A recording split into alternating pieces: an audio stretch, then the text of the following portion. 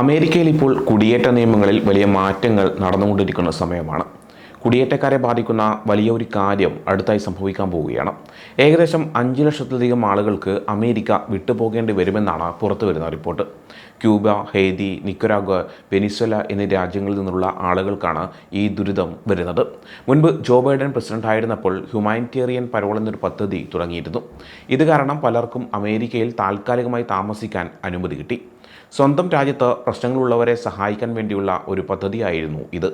അക്രമം, ദാരിദ്ര്യം, രാഷ്ട്രീയ പ്രശ്നങ്ങൾ എന്നിവ കാരണം ബുദ്ധിമുട്ടുന്നവർക്ക് ഈ പദ്ധതി ഒരുപാട് സഹായകരമായി.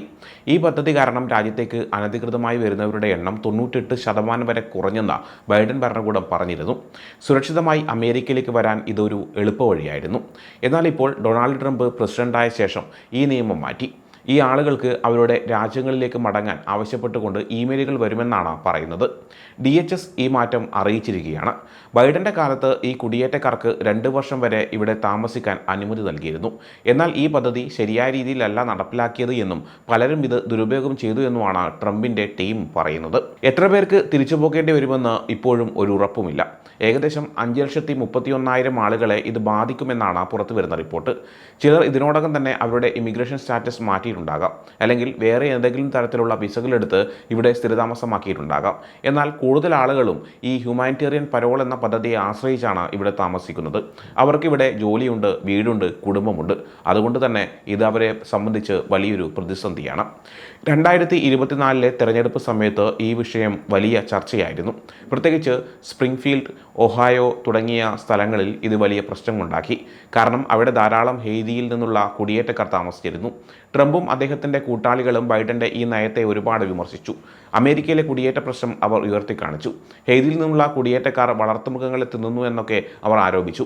ഇതൊക്കെ തെറ്റായ കാര്യങ്ങളാണെന്ന് തെളിഞ്ഞിട്ടും ട്രംപിൻ്റെ അനുയായികൾ ഇത് പ്രചരിപ്പിച്ചുകൊണ്ടേയിരുന്നു. കുടിയേറ്റം അമേരിക്കൻ സമൂഹത്തിന് ദോഷകരമാണെന്ന് വരുത്തി തീർക്കാനായിരുന്നു ട്രംപിൻ്റെ അനുയായികൾ ശ്രമിച്ചുകൊണ്ടിരുന്നത്. ജനുവരിയിൽ ട്രംപ് വീണ്ടും പ്രസിഡന്റായപ്പോൾ തന്നെ ബൈഡൻ്റെ പരോൾ പദ്ധതി റദ്ദാക്കി. മെയ് മാസത്തിൽ സുപ്രീം കോടതിയും ട്രംപിൻ്റെ ഈ തീരുമാനത്തെ ശരിവെച്ചു.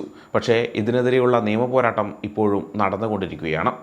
കുടിയേറ്റക്കാർക്ക് രാജ്യം വിട്ടുപോകാൻ DHS ഒരു സഹായം വാഗ്ദാനം ചെയ്തിട്ടുണ്ട്. സ്വന്തമായി രാജ്യം വിട്ടു പോകുന്നവർക്ക് $1000 ബോണസ് നൽകും. ഇത് കൂടുതൽ നിയമപ്രശ്നങ്ങളില്ലാതെ ആളുകളെ തിരികെ അയക്കാനുള്ള ഒരു തന്ത്രമാണ്. അതായത് അമേരിക്കയുടെ കുടിയേറ്റ നയത്തിൽ വലിയ മാറ്റങ്ങൾ വരുന്നു. നിയമപരമായി ഇവിടെ എത്തിയവർക്ക് പോലും തിരിച്ചു പോകേണ്ടി വരുന്ന ഒരു അവസ്ഥ. ഇത് അവരെ സംബന്ധിച്ച് വളരെ വിഷമകരമായ ഒരു സാഹചര്യമാണ്. വരും മാസങ്ങളിൽ കോടതിയിലും രാഷ്ട്രീയത്തിലും ഇതിനെക്കുറിച്ചുള്ള ചർച്ചകളുണ്ടാകും. ഈ വിഷയത്തിൽ നിയമപരമായ വെല്ലുവിളികൾ കോടതികളിൽ നടക്കുന്നുണ്ട്. സാമ്പത്തികവും രാഷ്ട്രീയവുമായ സമ്മർദ്ദങ്ങൾ കാരണം ഭരണകൂടം അവരുടെ നിർവഹണ തന്ത്രങ്ങളിൽ മാറ്റങ്ങൾ വരുത്തുന്നതിനനുസരിച്ച് ഈ സ്ഥിതിഗതികൾ മാറിക്കൊണ്ടിരിക്കും. 5 ലക്ഷം ആളുകളെ നാടുകടത്തുന്ന ഈ ഉത്തരവ് ക്യൂബ, ഹെയ്തി, നിക്കരാഗ്വ, വെനിസ്വല എന്നീ രാജ്യങ്ങളിൽ നിന്നുള്ളവരെയാണ് ലക്ഷ്യമിടുന്നത്. എന്നാൽ ഇന്ത്യൻ പൗരന്മാരും ട്രംപ് ഭരണകൂടത്തിൻ്റെ ഈ കുടിയേറ്റ നിയമ നടപടികളിൽ വലിയ വെല്ലുവിളികൾ നേരിടുന്നുണ്ട്. വിവിധ നിയമ നടപടികളിലൂടെയും വിസ റദ്ദാക്കലുകളിലൂടെയും രജിസ്ട്രേഷൻ ആവശ്യകതകളിലൂടെയും ലക്ഷക്കണക്കിന് ഇന്ത്യക്കാർക്ക് ബുദ്ധിമുട്ടുകൾ ഉണ്ടാകാൻ സാധ്യതയുണ്ട്. ഈ സാഹചര്യത്തിൽ ഇന്ത്യൻ സമൂഹം വലിയ രീതിയിൽ കഷ്ടപ്പെടുന്ന ഒരു വിഭാഗമായി മാറിക്കൊണ്ടിരിക്കുകയാണ്.